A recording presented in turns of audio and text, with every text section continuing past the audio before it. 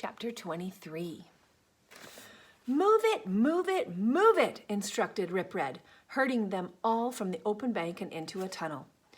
He forced them along for a few minutes until they were well out of sight and, hopefully, out of smell of the tunnel entrance. At a small chamber, he gave the order to halt. "Stop, you! Sit, you! Slow your hearts!" Wordlessly, the remaining members of the quest sunk to the floor of the tunnel. Gregor sat with Temp, his back to the others. He pawed up Temp's back, found Boots's hot little fingers, and entwined them with his own. He'd almost lost her for good. She would never have had the chance to meet their dad or get back to his mum's arms or play in the sprinkler with him and Lizzie or do anything ever again. He did not want to look at the rest of the questers. Every one of them would have watched Boots and the crawlers fall into the river to stop the rats. He had nothing to say to them. And then there was Tick, brave little Tick, who had flown into the face of an army of rats to save his baby sister.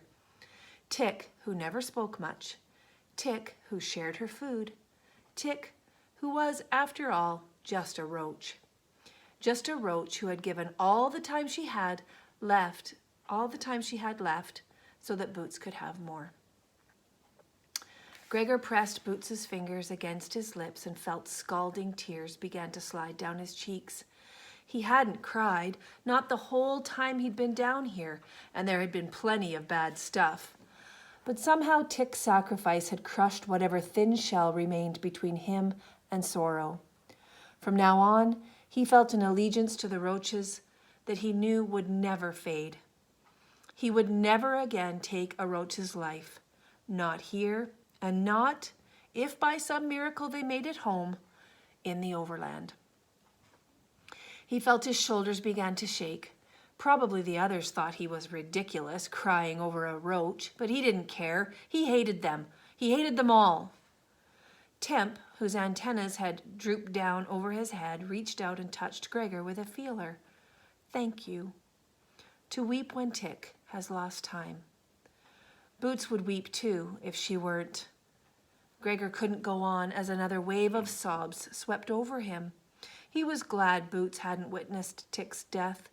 She would have been upset and she wouldn't have understood it. He didn't really understand it either. Gregor felt a hand on his shoulder and jerked away. He knew it was Luxa, but he didn't want to talk to her. "Gregor," she whispered sadly.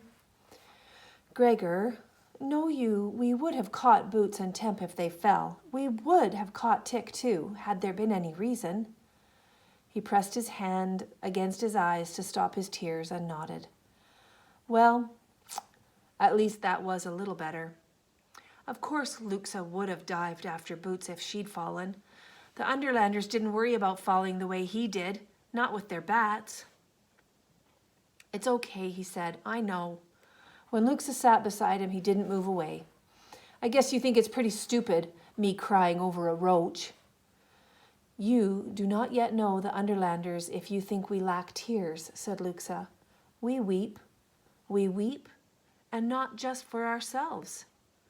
"Not for Tick, though," said Gregor with a trace of bitterness. "I have not wept since the death of my parents," said Luxa quietly, "but I am thought to be unnatural in this respect."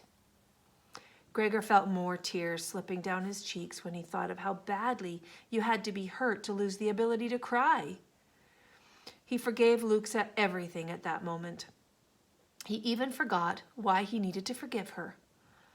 "Gregor," she said softly when his tears had stopped, "if you return to Regalia and I do not, tell Vicus that I understood."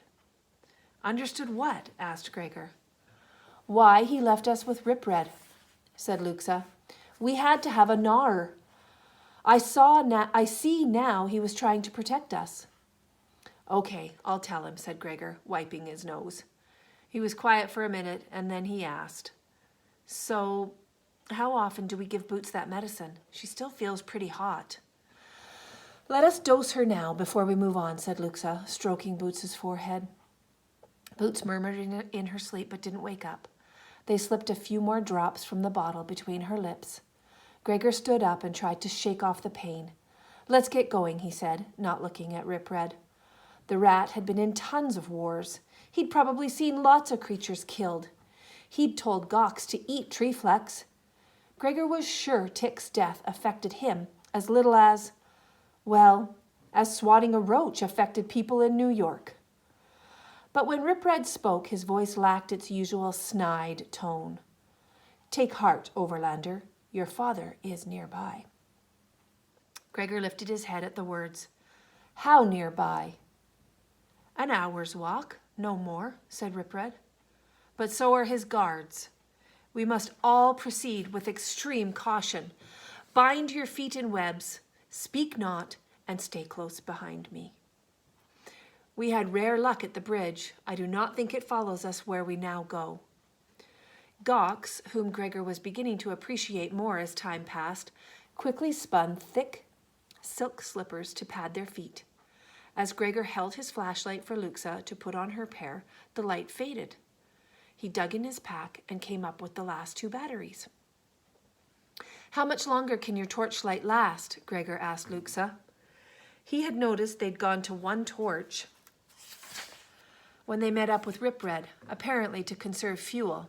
Now the 1 torch burned low. "A short time only," admitted Luxa. "Your light stick?" "I don't know," said Gregor. "These are my last batteries, and I don't know how much power's left in them." "Once we have your father, we will not need light. Ares and Aurora can get us home in the dark," said Luxa encouragingly. "They're going to have to," said Gregor. The questers regrouped. RIPRED led with Temp and Boots behind him. The tunnel was large enough for Gregor and Gox to walk beside them. Aurora and Ares fluttered along next, making short, silent flights. Henry and Luxa brought up the rear on foot, swords drawn. RIPRED gave them a nod, and they started off, deep, deep into enemy territory. They tiptoed along, scarcely daring to breathe.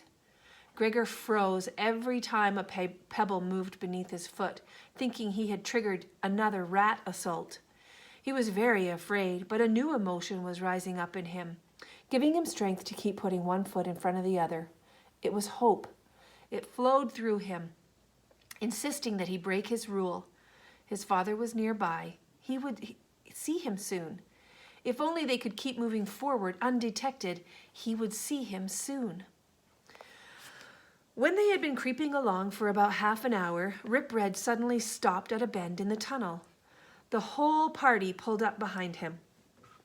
RIPRED's nose twitched furiously, and he crouched. A pair of rats sprang from around the bend. In an impossible move, RIPRED tore out one's throat with his teeth, while his back feet blinded the second. In another flash, both rats lay dead. No one else had had time to raise a hand. RIPRED's defense confirmed what Gregor had suspected the first moment he'd looked into his eyes. Even among rats, RIPRED was lethal. RIPRED wiped his muzzle on one of the dead rats and spoke in a whisper. "Those were the guards to this passage. We are about to enter an open space. Stay against the wall, single file, for the earth is unstable and the fall immeasurable." Everyone nodded numbly, still stunned by his ferocity. "It's all right," he added. "Remember, I'm on your side." Around the bend of the tunnel was the opening. RIPRED made a right turn, and they peeled off in a single file behind him. A narrow path led along the side of a canyon. When Gregor shone his light into it, he saw nothing but blackness. And the fall is immeasurable, he thought. The ground under his left foot, the one closest to the void, crumbled and sent a shower of stone and dirt into the darkness. Gregor never heard it hit the bottom. His only consolation was that Aurora and Ares were inching along somewhere behind him, ready to save anyone who fell. After about 50 yards, they reached the more solid ground that fanned out from one end of the canyon. A natural arch of stone framed a wide road, worn smooth by many rat feet. RIPRED picked up speed as they crossed under the arch, and Gregor felt that any protection the terrain had given them was gone. RIPRED, Temp, Gox, and Gregor raced down the road. Luxa and Henry had instinctively taken to the air. Gregor felt as if rat eyes must be burning at them from every crevice. The path ended abruptly at a deep circular pit with walls as smooth as ice. A faint light burned in the pit, revealing a furry creature hunched over a stone slab, fiddling with something. At first, Gregor raised a warning hand. He thought it was a rat. Then the creature lifted his head, and Gregor recognized what was left of his dad.